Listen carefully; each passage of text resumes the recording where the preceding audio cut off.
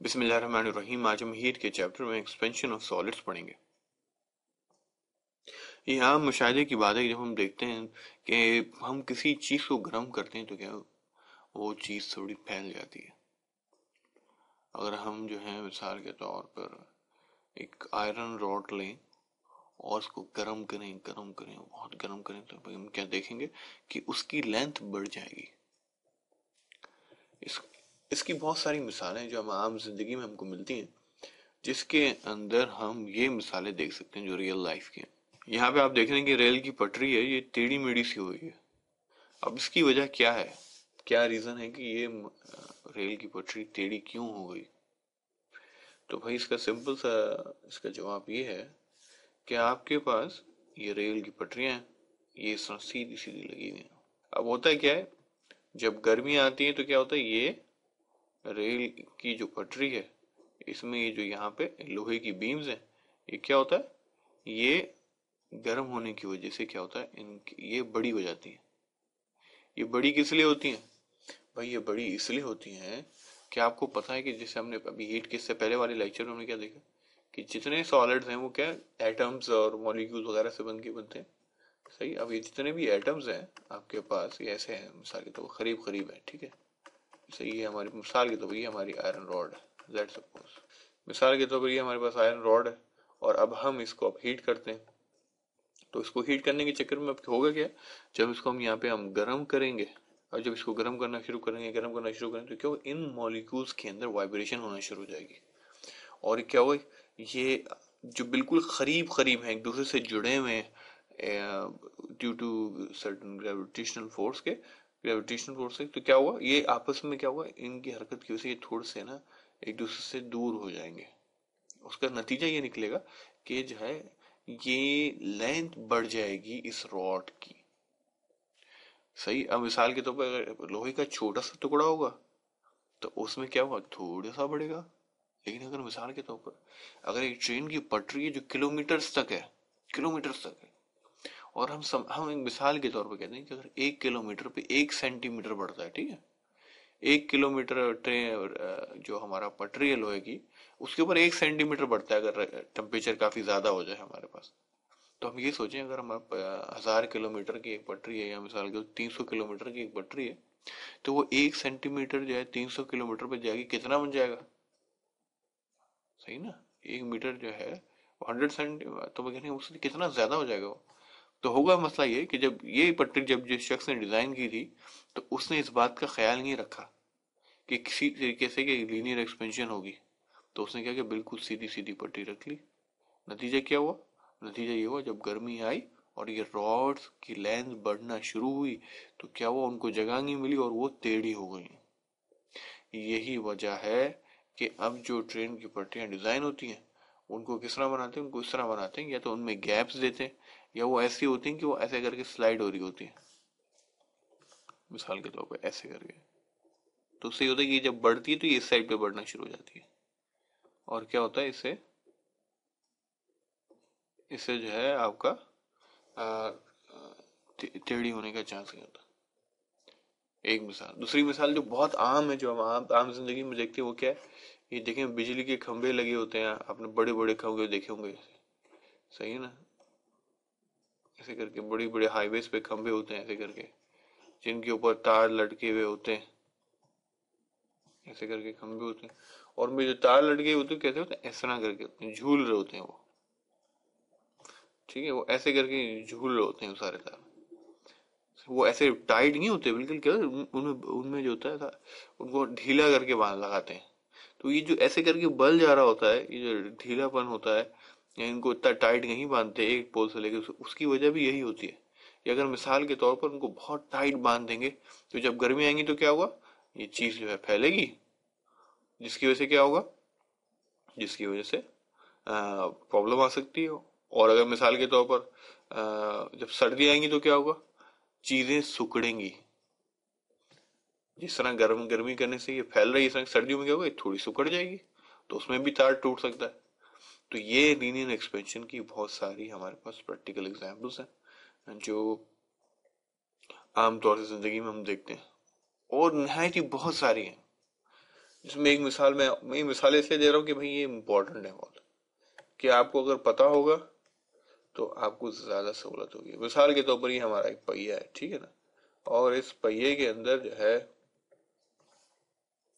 ये बीच में यहाँ पे इनको एक नट लगाना है। तो वो इसको टाइट नट लगाने के लिए करते क्या है कि जब अगर इसमें नट लगाना होता है तो पहले क्या करते हैं, गर्म करते हैं। तो तो जगह तो जब इनको इसमें नट लगाना होता है तो सबसे पहले वो क्या करते हैं, इस वो गर्म करते हैं टायर वगैरह को, जिसकी वजह से ये टायर फैल जाता है। फिर नट लगाते हैं और या जो भी इनको लगाना होता है यहाँ पे लोहे की चीज लगाने दी। फिर जब उससे फायदा क्या होता है, जब ये ठंडा होता है तो क्या है, ठंडा हो जाता है तो फिर वो दोबारा से वो सिकुड़ता है। ये सारी बातें, लोहे का इतना बड़ा आपका टायर है, सिकुड़ेगा तो क्या होता है, वो चीज ज्यादा टाइट हो जाती है। और बहुत सी मिसाल है, मिसाल के तौर पर ब्रिजेस हैं कि आपके ब्रिजेस जो बनते हैं, अब आप सोचिए कितने बड़े बड़े ब्रिजेस बनते हैं।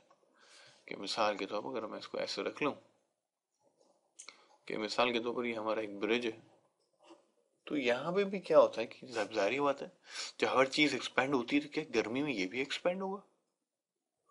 ये भी ब्रिज है, लोहे का बना हुआ है ये ब्रिज हमारा, तो क्या ये भी एक्सपेंड होगा। तो अब ये भी ब्रिजेस भी बहुत लंबे लंबे होते ब्रिजेस होते हैं, तो इनके अंदर भी एक्सपेंशन होती है। तो अगर हम इनको बिल्कुल फिक्स बना देंगे दोनों एंड पे तो क्या होगा, ये टूट सकते हैं। क्योंकि मिसाल के तौर पर बिल्कुल फिक्स बना दी हर चीज, एकदम स्क्रू से टाइट है एकदम, जब एक्सपेंशन होगी तो क्या होगा, लोहा की लेंथ बढ़ना शुरू होगी, जिसकी वजह से क्या होगा, ब्रिज कोलैप्स हो सकता है, टूट सकता है। तो इसके लिए करते क्या है, इसके लिए करते ये हैं कि ब्रिज का एक साइड जो होता है ना, ब्रिज की एक साइड जो होती है, इसको रोलर्स के ऊपर रखते हैं, खास किस्म के रोलर्स पे रखते हैं। इसको ऐसे बना लेते हैं, ये इस तरह होता है। तो फिर क्या होता है, गर्मी में क्या होता है, जब गर्मी आती है तो क्या होता है, यहाँ पे ऐसा रोलर होता है, जिसकी वजह से क्या होता है, ये आगे की तरफ बढ़ जाता है। तो ये तस्वीर जो खींची गई है, ये ब्रिज के ऊपर से ही खींची गई है। तो उसमें क्या, अब यहाँ पे क्या है, यहाँ इस साइड के ऊपर, यहाँ पे ऊपर इस तरह का ये एक सेटअप बना हुआ होता है। सही, इस तरह का लोहे की ऐसी जो है दो कंघियां टाइप लगी होती हैं। जब गर्मी आती है तो क्या होता है, ये आगे चले जाती हैं, तो उसके मतलब टायर आसानी से ऊपर से चले जाता है। अगर मिसाल के तौर पर यहाँ पे अगर मैंने इसको मतलब ऐसा कुछ सेटअप बनाया कि अभी गैप है, तो क्या होगा, गाड़ी आएंगी जी, गुजर सकेंगी ना। तो अब इसमें क्या होगा, जब गर्मी आएंगी तो क्या होगा, ये चीज एक्सपेंड होकर आगे हो जाएंगी, तो भी कोई खला नहीं आएगी बीच में। और सर्दी आएंगी तो सिकुड़ेगा, जब भी कोई मसला नहीं होगा। तो इतनी सारी जो है एक्सपेंशन ऑफ सॉलिड्स की मिसालें जो हम बयान नहीं कर सकते, बहुत सारी हैं।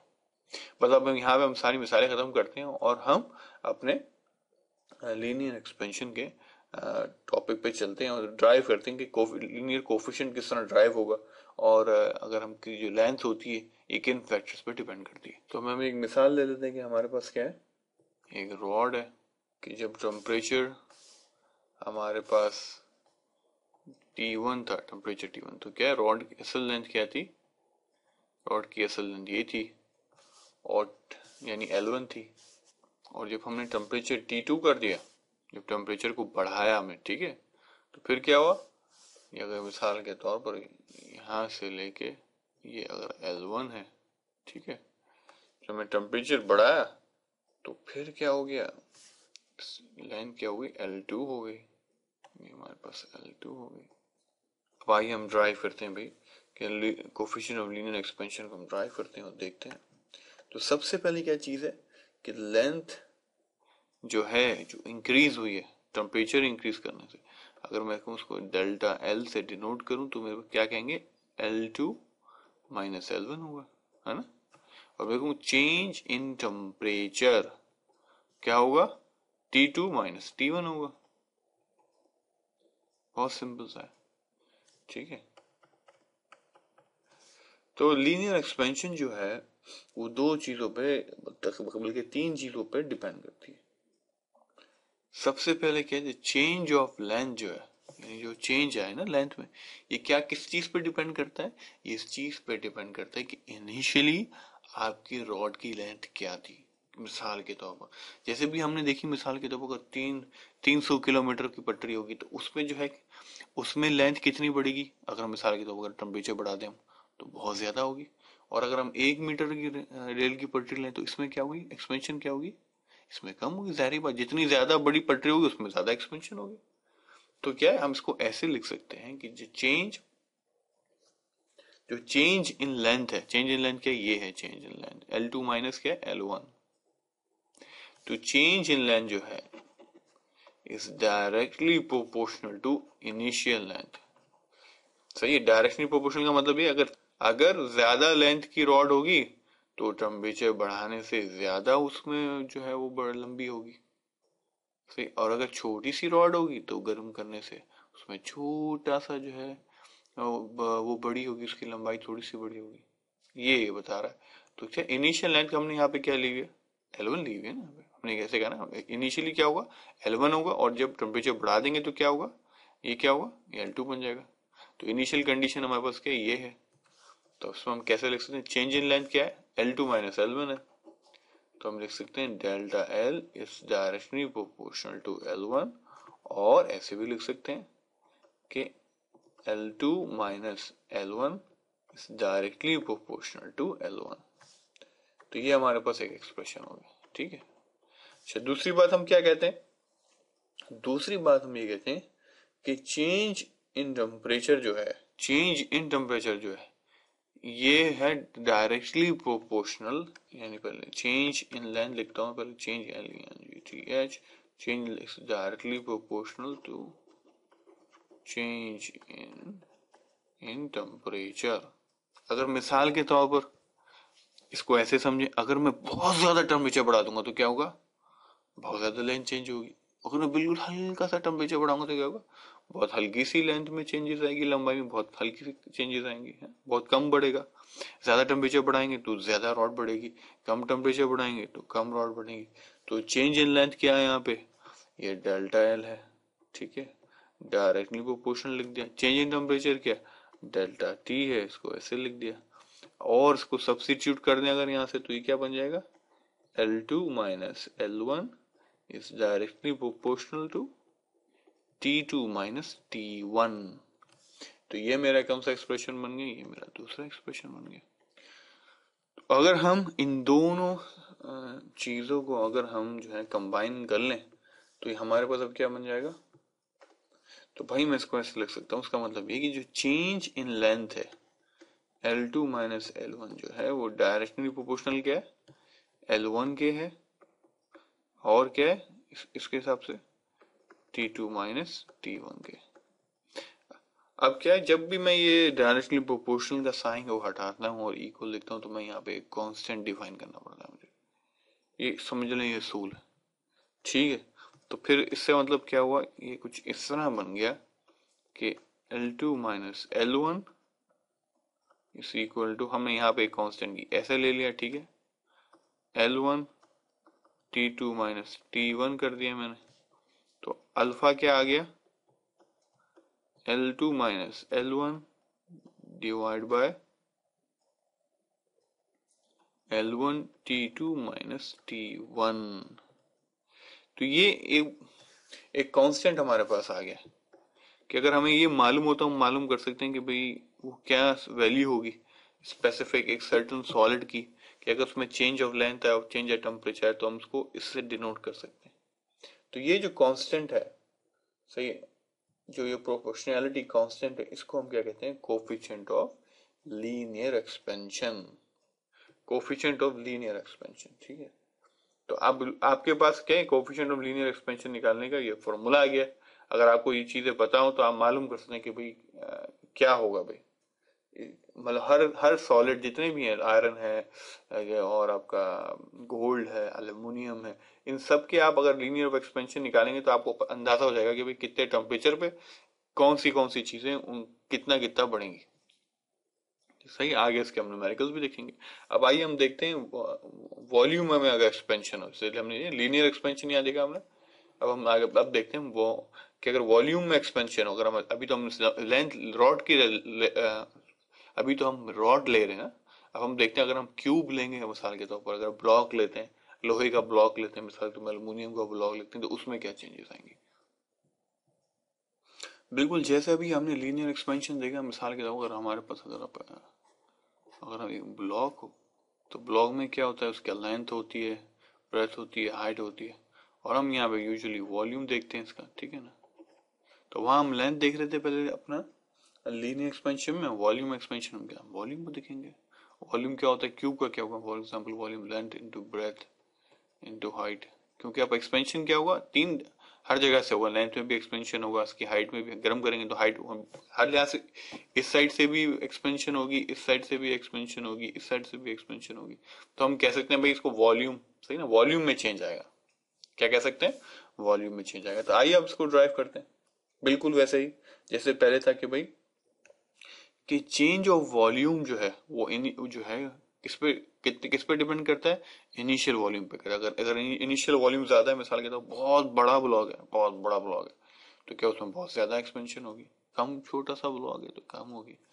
तो क्या होगा, हम कहेंगे तो चेंज इन वॉल्यूम क्या होगा, यहाँ पे चेंज इन वॉल्यूम क्या होगा, इनिशियल वॉल्यूम मिसाल के तौर पर यहाँ पे अगर इनिशियल वॉल्यूम V1 है, टेम्परेचर क्या है T1 है, सही। और फिर क्या बाद में हीट करने के बाद क्या हो गया, ये बन गया V2 बन गया और T2 बन गया। तो चेंज इन वॉल्यूम क्या होगा, V1 V2, क्योंकि बड़ा है ना, V2 माइनस V1 हो जाएगा, और चेंज इन टेम्परेचर क्या होगा, T2 माइनस T1 हो जाएगा। तो मैं इस तरह कह सकता हूँ कि भाई कि जो चेंज ऑफ वॉल्यूम है क्या वो डायरेक्टली प्रोपोर्शनल है इनिशियल वॉल्यूम के। अगर शुरू का वॉल्यूम जो है वो ज्यादा होगा, बड़ा होगा, बड़ा ब्लॉक होगा, तो क्या होगा उसमें चेंज भी ज्यादा आएगा और ज्यादा बढ़ाएगा बहुत, ठीक है। तो और डेल्टा वी क्या है, V2 माइनस V1 है, ठीक है। ये एक्सप्रेशन 1 हो गया। और दूसरा एक्सप्रेशन क्या है कि जो चेंज इन वॉल्यूम है क्या है, डायरेक्टली प्रोपोर्शनल है चेंज ऑफ टेम्परेचर के। जितना ज्यादा टेम्परेचर बढ़ाएंगे उतना ज्यादा वॉल्यूम बढ़ेगा। और डेल्टा V क्या है हमारे पास, V2 माइनस V1 है, और ये क्या है, ये T2 माइनस T1 है। ये दूसरा एक्सप्रेशन हो गया।